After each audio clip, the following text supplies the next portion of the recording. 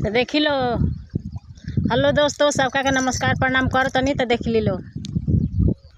तो हेलो दोस्तों, सबका के नमस्कार प्रणाम कर तनी तो देख ली लो। हम कहाँ रील बनावे खातिर आइल बनी, देख ली लो। घामा में कहाँ आइल बनी, देख ली लो। कहाँ के नज़ारा हरो सब लोग के देखाओ तनी, देख ली लो।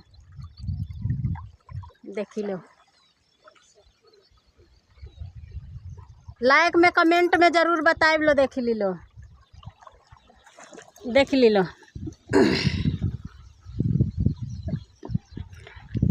तो गीत गवाला कि अरे बोला मुआला हरी हो सजनवा लहरी, नैया खे खे के खेलावेला। बोला मुआ झिझिरी, नैया खे के खेलावेला।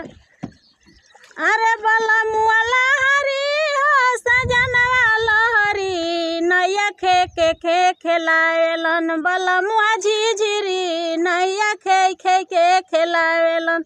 तो देख लो नाई खे के